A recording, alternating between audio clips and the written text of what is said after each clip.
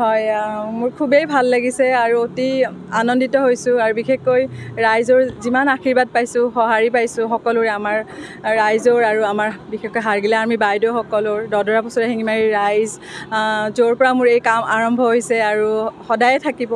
আৰু এই চেগতে মই সমগ্ৰ অসমবাসীৰ ৰাইজক আৰু সকলোকে, বন বিভাগক আৰু প্ৰত্যেকজন ব্যক্তি ইয়াৰ আঁৰত থকা মই সকলোকে মই কৃতজ্ঞতা জ্ঞাপন কৰিছোঁ।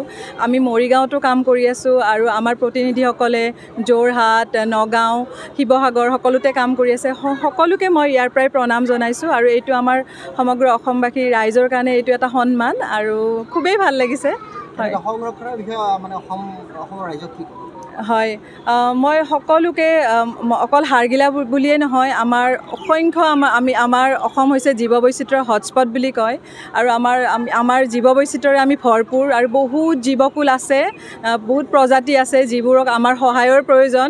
আৰু মই এনেকৈ ইয়াত যেনেকৈ দদৰা পছৰিয়া শিঙিমাৰী ৰাইজে এটা উদাহৰণ দাঙি ধৰিছে বিশ্বত, তেনেকৈ বা মৰিগাঁৱত যেনেকৈ মৰিগাঁওবাসীয়ে কাম কৰি আছে হাড়গিলাৰ কাৰণে, তেনেকৈ নগাঁৱত বা শিৱসাগৰত, যোৰহাটত, তেনেকৈ বেলেগ বেলেগ গাঁৱত মই সকলোকে অনুৰোধ জনাইছোঁ, এখন গাঁৱে আচলতে এখন গৱেষণাৰ কেন্দ্ৰ আৰু তেওঁলোকে যদি আগবাঢ়ি আহে, গাঁওবাসীয়ে যদি আগবাঢ়ি আহে, সেই গাঁৱত থকা বহুত জীৱ বৈচিত্ৰ্য তেওঁলোকে সংৰক্ষণ কৰিব পাৰে, এটা উদাহৰণ দাঙি ধৰিব পাৰে, এটা মিউজিয়ামৰ নিচিনা তেওঁলোকে আৰ্হি দিব পাৰে ৰাইজক। আৰু আমি যিহেতু অসমত অতীতৰে পৰা আমি পৰিৱেশ সংৰক্ষণৰ বা প্ৰকৃতিৰ লগত সহাৱস্থান কৰি আহিছোঁ, গতিকে আমি যদি পুনৰ সেই সহাৱস্থানৰ জৰীডাল বা সেই সূতাডাল, আমাৰ এনাজৰীডাল যদি আমি প্ৰকৃতিৰ লগত থকা যদি আমি উপলব্ধি কৰি পেলাই যদি প্ৰত্যেকখন গাঁৱে যদি এনেকৈ আগবাঢ়ি আহে, আৰু আমি নিশ্চয় আমাৰ অসম এতিয়া যিমান জিলিকিছে হয়তো সদায় জিলিকি থাকিব। মই এইটো যেনেকৈ আপোনালোকে উদাহৰণ দাঙি ধৰিছে, এইটো যাতে সদায়ে থাকে। আৰু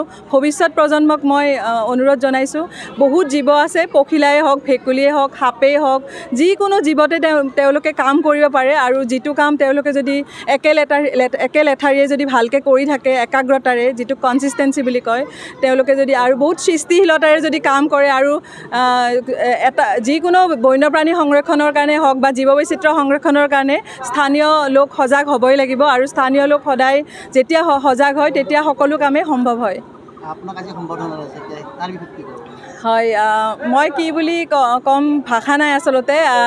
মই ইয়াতে ৰাইজে এনেকৈ আগবাঢ়ি আহিছে একদম শিল দৌল ভাঙি, আৰু কাৰণ এইটো তেওঁলোকৰে এইটো সন্মান, তেওঁলোকৰ সৃষ্টি বুলি ক'ব লাগিব। এইটো যিটো green Oscar Whitley gold award, মই তেওঁলোককে এইটো উৎসৰ্গা কৰিছোঁ, সমগ্ৰ অসমবাসীক উৎসৰ্গা কৰিছোঁ। আৰু এই চেগতে মই এটা কথা ক'বই লাগিব, আগতে হাড়গিলাক যেনেকৈ মানুহে অৱহেলা কৰিছিল সকলো ঠাইতে, আৰু এতিয়া হাড়গিলাৰ যিটো সলনি হ'ল, সমগ্ৰ ৰাইজৰ লগতে আপোনালোক সংবাদ মাধ্যমৰ মই বিষয়াসকলক, সংবাদ মাধ্যমৰ সকলো ব্যক্তিকে মই ধন্যবাদ দিব লাগিব। কাৰণ এইকাৰণেই যে হাড়গিলাক আপোনালোকে নিতৌ মানুহৰ মানসপটত আপোনালোকে উলিয়াই আনিছে, আৰু যিটো নেকি বহুত জৰুৰী হয়, বহুত দৰকাৰী।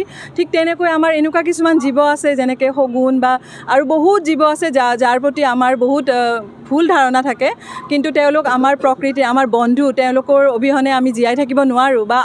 বা আমি যিটো খাদ্য শৃংখল, যিটো আমি এডাল সূতাৰে বান্ধ খাই আছোঁ, আমি হয়তো একেবাৰে থাকিব নোৱাৰিম তেওঁলোকৰ অবিহনে। গতিকে মই এইটোৱে আপোনালোক সংবাদ মাধ্যমে যিহেতু আমাৰ হাড়গিলাৰ ক্ষেত্ৰত ইমান ডাঙৰ ভূমিকা গ্ৰহণ কৰিছে, মই আপোনালোকক আকৌ অনুৰোধ জনাইছোঁ, আপোনালোকে যাতে আকৌ আমাৰ অসমত থকা আন জৈৱ বৈচিত্ৰ্য যিবিলাকক এতিয়াও আমি গুৰুত্ব পোৱা নাই, সেইবিলাকক যাতে আপোনালোকে পুনৰ এনেকৈ আগবঢ়াই লৈ আহে, তাকে মই কৃতজ্ঞতা জ্ঞাপন কৰিছোঁ।